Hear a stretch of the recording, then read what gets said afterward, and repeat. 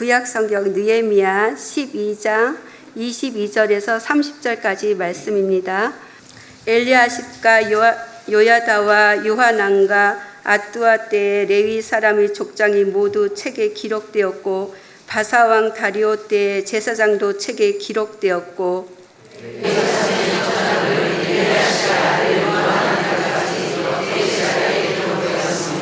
레위 족속의 지도자들은 하샤바와 세레바와 감미엘의 아들 예수아라.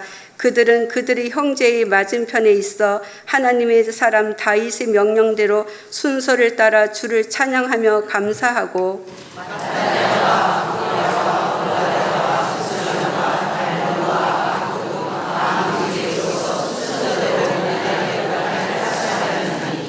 이상의 모든 사람들은 요사닥의 손자 예수의 아들 요야김과 총독 느헤미야와 제사장 겸 학사 에스라 때에 있었느니라.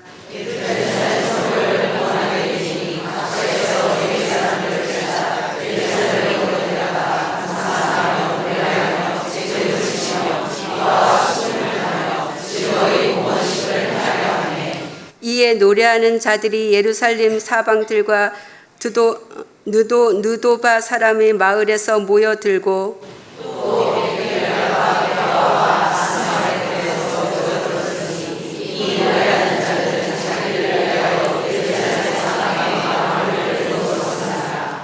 제사장들과 레위 사람들이 몸을 정결하게 하고 또 백성과 성문과 성벽을 정결하게 하니라. 아멘. 사교구 주간으로 드리는 우리 연합구역 예배에서 우리 네 번째 이제 GBS 본문으로 되어 있는 거룩한 삶의 예배를 위해 이 본문으로 잠깐 말씀 또 정리해보고 그리고 적용 문제 두 문제 함께 또 생각해보는 시간 되었으면 좋겠습니다. 자, 오늘 본문을 읽어보면서 제가 세 가지 단어가 눈에 들어왔습니다. 첫 번째는 사람들의 이름, 읽기도 힘든 사람들의 이름이 나와서 우리로 하여금 거부감을 주는 이름들. 그러면서 이 이름은 도대체 왜 이렇게 힘든데 적어놨을까? 누구의 몇 명 그렇게 해놓으면 딱 좋을 텐데 굳이 그렇게 한 사람 그것도 다양한 지위에 있는 사람들. 느헤미야는 특별히 여러 곳에서 이런 이름들을 열거하고 있죠. 이 이름이 왜 나오는 것일까라는 생각. 그리고 그 다음으로 들어왔던 단어는 감사라는 단어였고 마지막으로 들어왔던 단어는 정결이었습니다. 이 세 단어가 저의 마음속에 들어오면서 그렇구나. 거룩한 삶의 예배자로 살아가기 위해서는 이 세 가지 단어가 매우 중요하구나라는 생각을 해보았습니다. 어떤 면에서 그런지 한번 한 가지씩 살펴보고자 합니다. 자, 첫 번째로 다양한 이름들이 나옵니다. 여러 명의 이름들이 나오고 있는데요. 그 이름을 통해서 생각해 보는 것은 책임감입니다. 여기에 적혀 있는 사람들, 이 사람들은 그만큼 책임감을 갖고 있는 사람들이구나. 그 사명의 자리에서, 부르심의 자리에서 이 사명을 다하기 위해서 신실하게 살아낸 사람들이구나. 그래서 여기 적혀 있구나라는 생각을 하게 됩니다. 먼저 제사장 가문의 지도자들 그리고 레위 사람의 족장들의 명단이 나옵니다. 22절은 이렇게 시작을 합니다. 엘리야십, 요야다, 요하난과 야뚜아 때에 레위 사람의 족장이 모두 책에 기록되었다 이렇게 말합니다. 또 바사왕 다리오 때에도 제사장도 책에 기록되었다라고 합니다. 그래서 제사장들 그리고 레위 지파의 족장들 이러한 사람들이 자신의 자리에서 그 소명을 다하기 위해서 책임감 있게 살아냈던 사람들이었다는 겁니다. 자, 그들이 살았던 그 삶의 자리는 결코 쉬운 자리는 아니었을 겁니다. 매우 어려운 자리였을 것입니다. 그 자리가 꽃길만 걸어가는 자리도 아니었을 겁니다.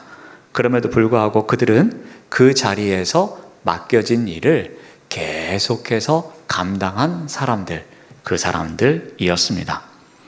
이 일을 위해서 그들이 갖고 있었던 게 무엇이었냐면은 바로 기준점입니다.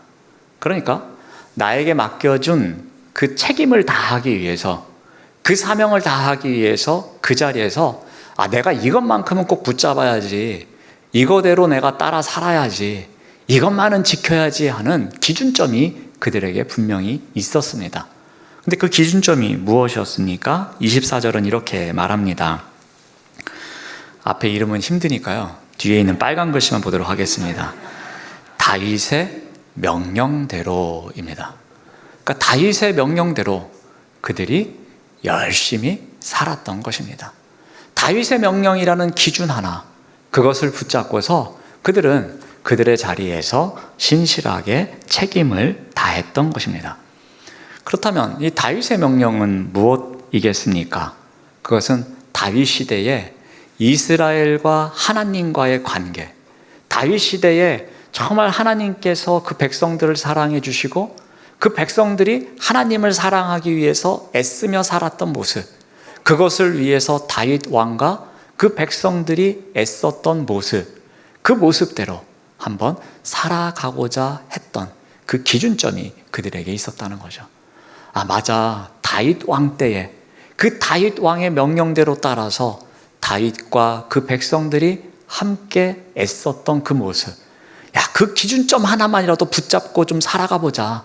그러면 우리의 형편이 지금 녹록지 않지만, 우리가 비록 포로로부터 돌아와서 지금 성벽도 없고 너무나도 힘든 이 황량한 곳에서 살고 있지만, 그럼에도 불구하고 그 명령대로 따라 살아간다면, 그 기준점 하나 붙잡고 살아간다면 우리에게 원하시는 그 책임감을 다하면서 살아갈 수 있을 거야 라는 그 기준이 그들에겐 분명히 있었다는 것입니다. 대략 한 100여 년, 70여 년 이상, 100여 년 이상 그 포로기 이후에 돌아와서 그 예루살렘 성벽 없이 그곳에서 살았던 사람들이거든요. 그 성전을 지키면서 그곳에서 자기네들을 해야 될 일을 하면서 그곳에서 그 삶의 자리를 지켜온 제사장들과 레위 지파들입니다. 그런데 그들이 그 사역을 감당하는 데는 딱 하나의 기준이었어요. 다윗 왕의 삶처럼 그가 했던 그 길, 그 살아갔던 길, 그것을 열심히 따라가 보자라는 기준점, 그 하나를 가지고서 그들이 살아낸 것을 보게 됩니다. 우리 또한 거룩한 삶의 예배자로 살아가기 위해서는 이 책임감에 대한 우리의 마음이 좀 있어야 할 것입니다. 나를 구역의 리더로 불러주셨고, 그리고 그 구역 안에서 내가 어떻게 살아가야 되는지, 나로 하여금 구역 모임에 함께 하도록 불러주셨다면 그 자리를 위해서 내가 어떠한 책임감을 갖고 살아가야 하는지, 그러기 위해서, 그 책임감을 위해서 나에게 필요한 기준이 무엇일지, 그러한 기준이 우리에게 분명해서 그러한 책임을 다해야 할 것입니다. 자, 두 번째로 우리가 봐야 할 단어는 감사입니다. 우리 27절 말씀을 봅니다. 예루살렘 성벽을 봉헌하게 되니 각처에서 레위 사람들을 찾아 예루살렘으로 데려다가 감사하며 노래하며 재금을 치며 비파와 수금을 타며 즐거이 봉헌식을 행하려 하매라고 합니다. 그러니까 예루살렘 성벽을 이제 완공했고 일정 시간이 지난 이후에 봉헌하는 행사를 하게 됩니다. 여러분, 이들이 이 성전 봉헌식을 왜 했겠습니까? 우리 이렇게 멋지게 성벽 쌓았으니까 이제 우리는 무사하게 잘 살 수 있을 거야. 김씨 아저씨 고생하셨습니다. 박씨 아저씨 고생하셨습니다. 그렇게 서로가 서로를 격려하기 위해서 이 봉헌식을 했을까요? 그렇지 않습니다. 27절 말씀을 보면은 예루살렘 성벽을 봉헌하게 되니, 그 다음에 일어난 일이 뭡니까? 각처에서 레위 사람들을 데리고 와서 예루살렘으로 오게 해서 그들이 감사하고 노래했다고 합니다. 즉 이 봉헌식을 하는 데 있어서 목적이 분명하게 드러나고 있어요. 그 목적이 뭐죠? 하나님께 감사하기 위해서였어요. 그 말은 바꿔 말하면 어떤 의미가 있겠습니까? 오늘의 이 감사가 있기까지 누구의 손길이 함께 했기에 가능했다는 이야기입니까? 하나님의 손길. 우리가 한마음 한뜻이 되어서, 우리가 재능이 탁월해서, 우리가 재력이 많아서 우리의 힘으로 성벽을 쌓은 것이 아니라 이 모든 것이 완성되게끔 이끌어 주신 하나님의 은혜, 그 사랑, 우리를 불쌍히 여겨주시는 하나님의 마음, 그 모든 것이 있어서 이 일이 가능했습니다 라는 감사의 고백을 하는 자리, 공식적으로 감사를 하기 위해서 레위 사람들을 모아서 함께 축제를 하는 그 자리, 그 자리가 바로 이 봉헌식인 겁니다. 그러니까 목적이 우리끼리 즐겁게 야 파티하자, 그게 아니라 하나님께 감사하기 위해서 모였다는 것입니다. 거기에는 그동안 그들이 숱한 고생을 하고 수고를 하긴 했지만 중요한 것은 하나님께서 도와주신 결과임을 그들이 한 사람 한 사람이 찬송의 고백을 통해서 감사의 고백을 하고 있다는 것입니다. 그래서 28절에도 보면 이렇게 나오죠. 이에 노래하는 자들이 예루살렘 사방들과 느도바 사람의 마을에서 모여 들었다라고 합니다.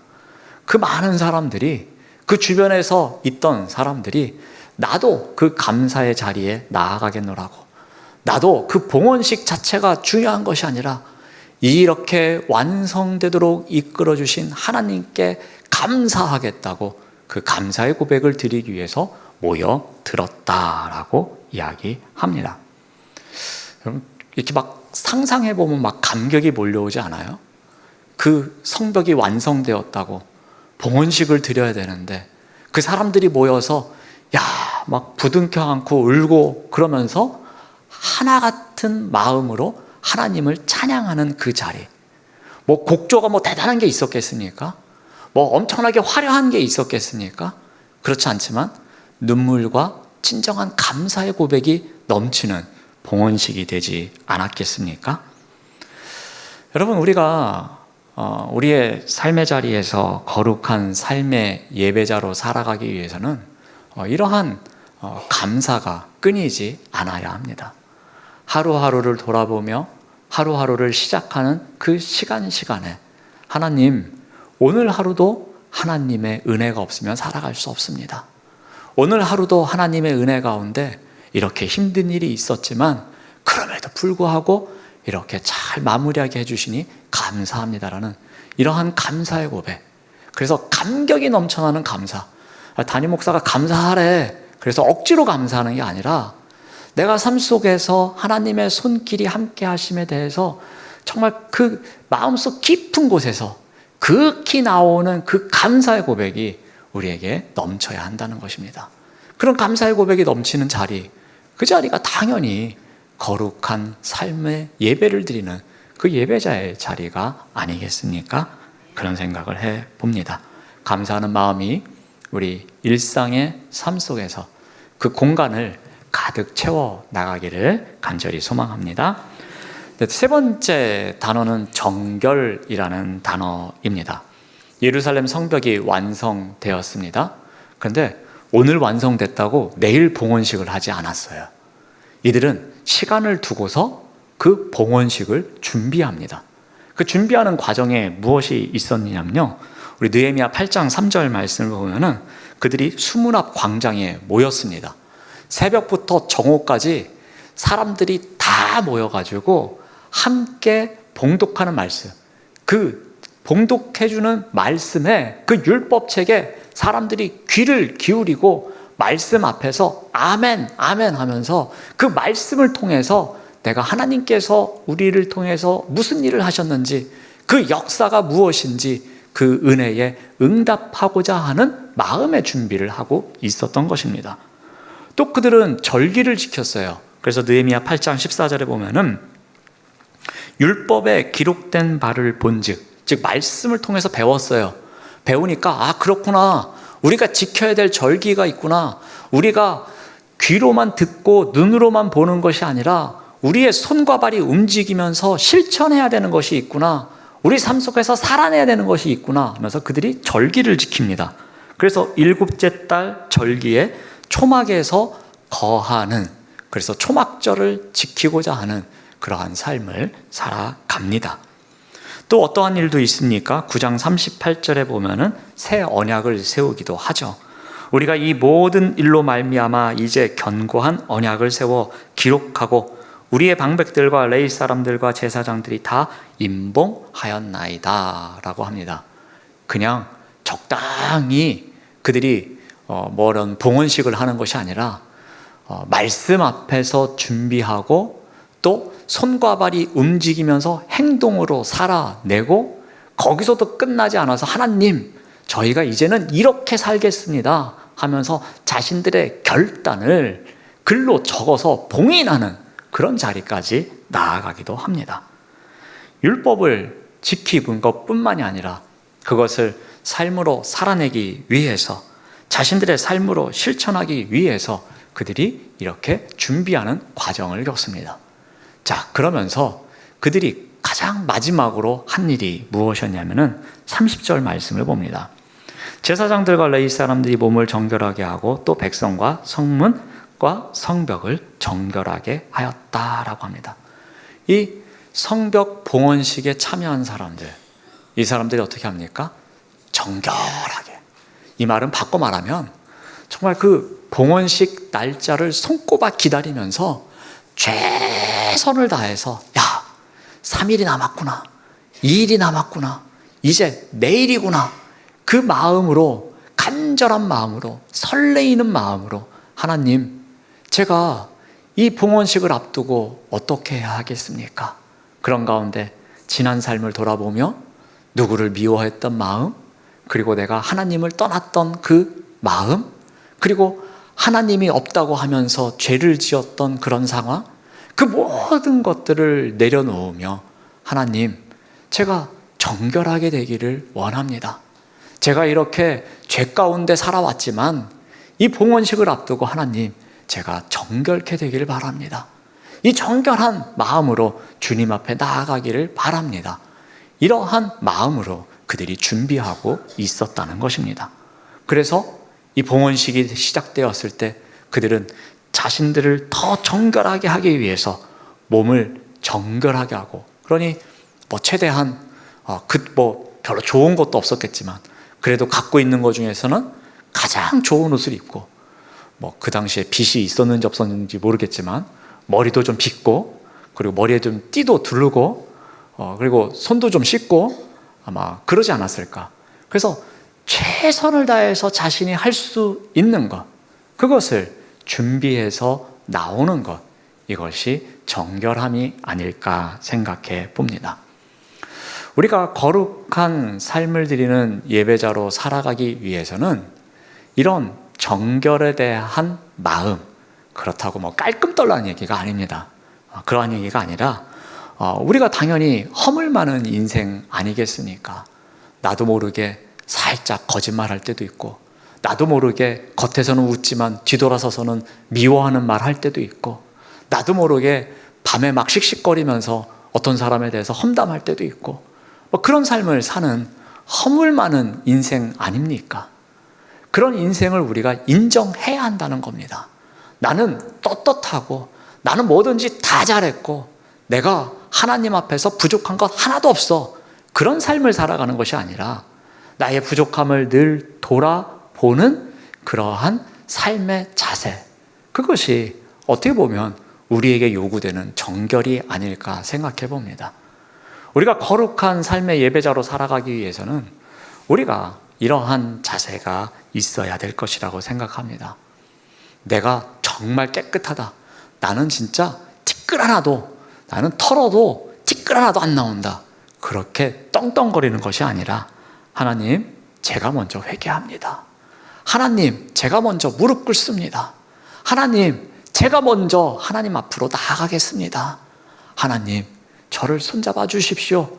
그런 겸손한 마음을 갖는 것, 그런 삶을 살아내는 것, 그게 바로 우리가 거룩한 삶의 예배자로 살아가는 것이 아닐까 생각을 합니다. 우리가 거룩한 삶의 예배자로 살아가기 위해서는 무엇보다도 우리의 삶의 일상에 우리 성령 하나님께서 함께 하실 수 있도록 우리가 공간을 늘 내어 드려야 할 것입니다. 나 혼자 내가 다 할 수 있다라는 것이 아니라 하나님의 말씀을 제가 붙잡고 제가 기준점 잡고 있는 것, 그거 붙잡고서 살겠습니다. 제 일상이라는 삶의 공간에 그 기준점이 늘 자리할 수 있도록 도와주십시오. 그런 책임감을 갖고 살아가는 우리가 되어야 할 것입니다. 또한 어느 곳에 있든지 무슨 일을 하든지 누구를 만나든지 그 자리가, 우리가 살아가는 삶의 자리가 감사의 고백이 넘쳐야 할 것입니다. 그리고 무엇보다도 우리의 삶 속에서 우리가 정결코자 하는 열정, 정결에 대해서 내가 이렇게 멀어지는 것이 아니라 늘 정결과 친하게 지내고자 하는 마음, 그러한 마음을 통해서 우리 삶의 일상의 자리에 우리 성령 하나님께서 함께 임재하시는 공간을 늘 마련하는 삶을 살아가야 할 것입니다. 이것이 우리가 거룩한 삶의 예배자로 살아가는 오늘 말씀을 통해서 우리가 찾아볼 수 있는 가장 중요한 것이 아닐까 생각을 합니다. 자, 오늘 말씀은 여기까지 이제 정리하고요.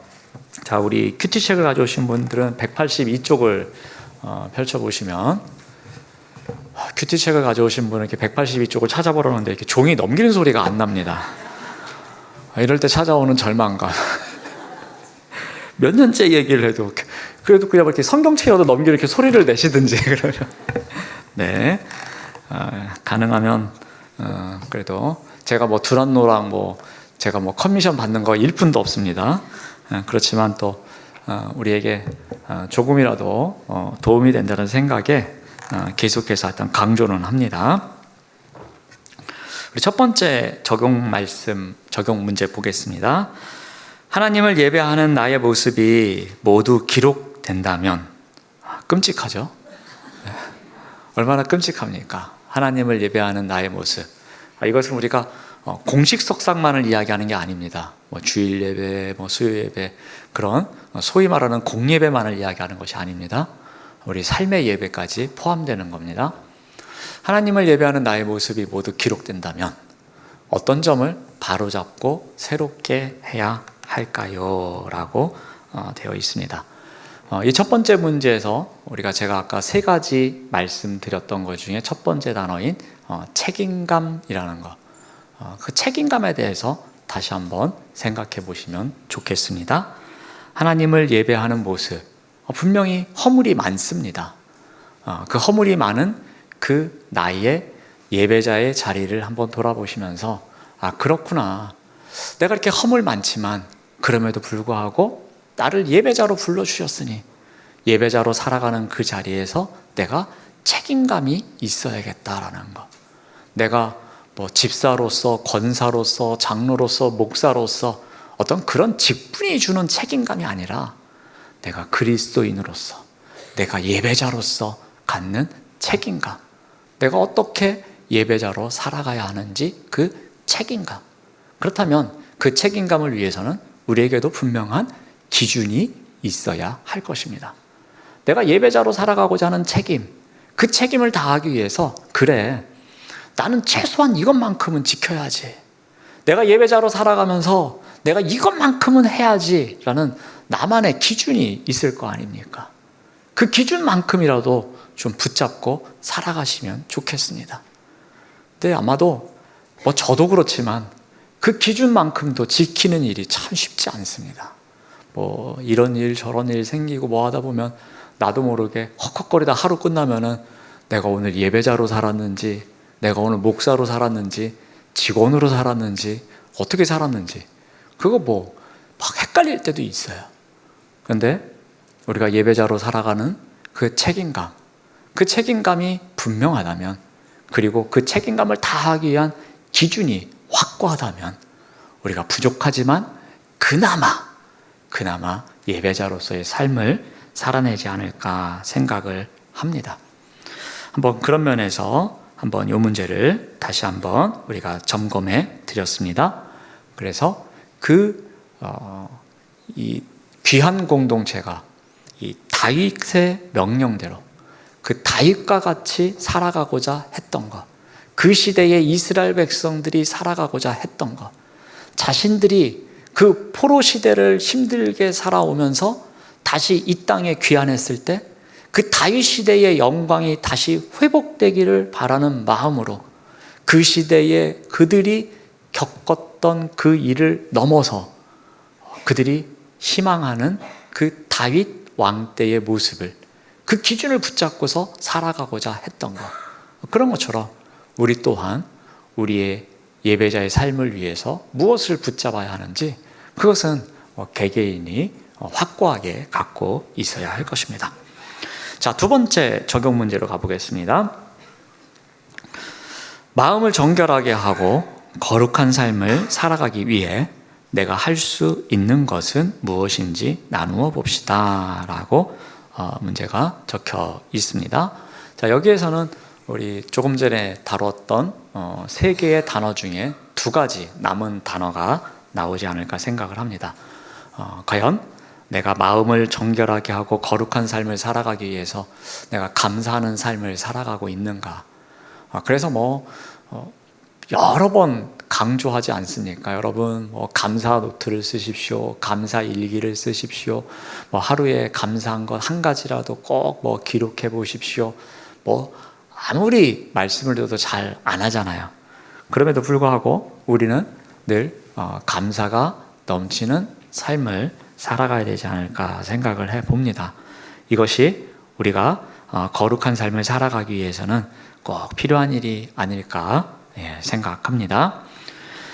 또 두 번째는 무엇이냐면은 아까 얘기했던 정결을 위한 삶의 예배, 정결과 관련된 것, 이것도 꼭 보시기 바랍니다. 그래서 그 부분도 다시 한번 점검해 보면서 이거는 기준은 간단해요. 저도 늘 돌아보려고 하는 거지만 과연 혼자 있을 때, 내가 혼자 있을 때 어떻게 살고 있는지, 혼자 있을 때 과연 내가 정결케 되기 위해서 어떻게 살아가고 있는가. 야, 나 혼자다. 지금부터 4시간 동안 자유다. 그래서 소파에 붙어 있을까? 침대에 붙어 있을까? 아니면 TV에 붙어 있을까? 아니면 홈쇼핑에 붙어 있을까? 아니면 스마트폰에 붙어 있을까? 혼자 있을 때 그 시간을 어디에 붙어 있는지 그것만 돌아보시면 곧바로 점검할 수 있습니다. 그 붙어 있는 시간 중에 극히 일부분이라도 할애를 해서 말씀에 붙어 있는지, 극히 일부분이라도 할애해서 찬양에 붙어 있는지, 극히 일부분이라도 할애해서 기도에 붙어 있는지, 그거는 각자 점검해 보시면 됩니다. 각자 점검해 보시면 내가 과연 거룩한 삶의 예배자로 살아가기 위해서 어떻게 하고 있는지 아마 점검이 되지 않을까 생각합니다. 자, 이렇게 적용 문제를 통해서 다시 한번 오늘 본문 말씀을 통해서 우리가 볼 수 있는 세 가지 단어에 대해서 살펴보았습니다.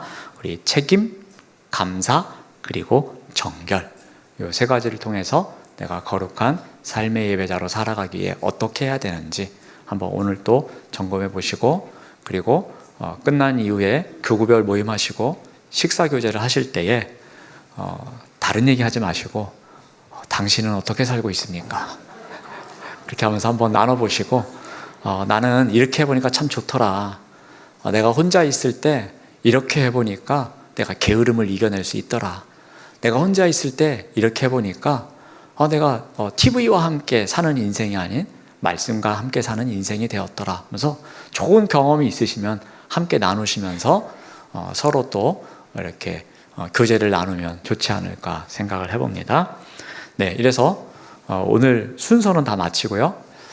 제가 한 가지 이제 추가 광고를 드리면 이제 올백 구역 예배를 1년 6개월 정도 했습니다.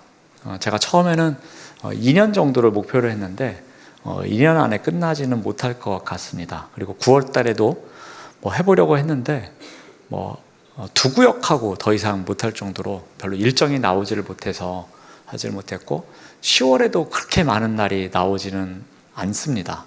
하여튼 지금 저희 교회 10월하고 11월하고 12월에서 한 3달 정도에 걸쳐서 행사가 좀 많이 잡혀 있습니다. 우리 10월에는 다음 주 정도부터 아마 광고가 나가겠지만 10월 마지막 주일 오후 예배는 우리가 영은 설학센터에서 예배를 드릴 예정입니다. 그러니까 헌당 예배 겸 완공 예배, 입당 예배 다 해서 그날은 저희 교회에서 오후 찬양 예배가 오후 예배가 없고 그 오후 예배를 우리 영은 설학센터 가서 우리 오실 수 있는 우리 교우들 함께 축하하며 우리가 함께 예배드리는 시간을 갖고자 하거든요. 그래서 뭐 그것도 있고 또 임직식도 있고 또 뭐 우리 본당 리모델링 끝나면 11월 둘째 주에 들어가서 주일날 예배드리고 그 다음날 월요일부터 토요일까지 또 특별 새벽 기도 있고요. 그리고 추수감사절 맞이하고요. 뭐 그러다 보면 또 이제 막 두꺼운 외투 입을 때가 되면 송구영신 예배 드리고 그러다 보면 언제 우리 24년 다 됐냐고 그러면서 잘 가세요 하면서 또 이렇게 인사하고 그런 날이 올 겁니다. 그래서 10월, 11월, 12월이 정신없이 또 흘러갈 예정입니다. 하여튼 제가 시간 되는 대로 올백 구역 예배도 함께 드리면서 구역 모임이 좀 활성화될 수 있도록 격려를 해드리고자 하는데요. 지금까지 절반이 되는지는 잘 모르겠지만 최소한 한 40에서 50% 구역을 우리가 함께 이렇게 올백 구역 예배를 드렸거든요. 그래서 제가 정말 마음은 과연 올백 구역 예배를 했는데 절반 정도를 했는데 그 다음에 구역 예배를 잘 드리고 있는가라는 것에 대해서, 그리고 제가 올백 구역 예배를 할 때마다 마지막으로 말씀드릴 때 최소한 한 달에 한 번이라도 저 구역 모임을 좀 하시면 좋겠습니다 라고 말씀을 드렸는데, 한 달에 한 번이라도 모이고 있을까? 제가 다 전화 걸어서 확인하고 싶어요. 근데 제가 상처받을까봐 왜 안 하고 있는데요? 그런 소리 들을까봐 겁이 나가지고 전화를 못 하겠습니다. 그래서 제가 오늘 다시 한번 말씀드리는데, 용기를 내셔서 올백 구역 예배를 드렸던 구역들은 그래도 최소한 한 달에 한 번이라도 우리가 구역 모임을 할 수 있도록 계속해서 노력하시고, 하여튼간 방법을 자꾸 찾아가면서 조금이라도 모이고자 하는 그러한 열정이 있으면 좋겠다는 의미에서 제가 광고 삼아 간단히 언급해 드렸습니다. 네, 기도하겠습니다.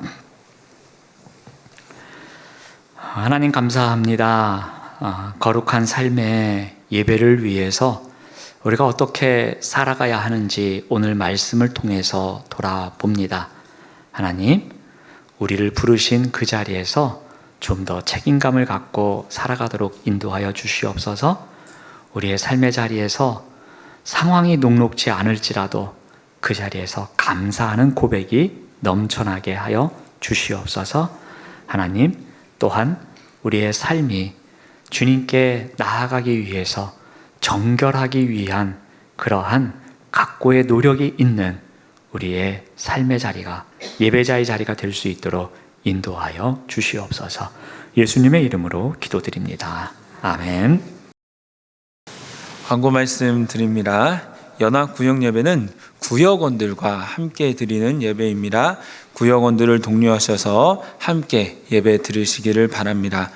또한 매달 구역 돌봄 보고서를 작성 및 제출해 주시고 건찰의 교육에 힘써 주시기 바랍니다.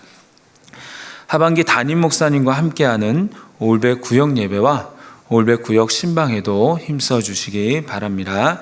2024년 하반기 건찰의 일정 안내입니다. 순서지를 참고해 주시기 바랍니다. 또 건찰의 연합 구역 예배 후에 교구별 모임이 있습니다.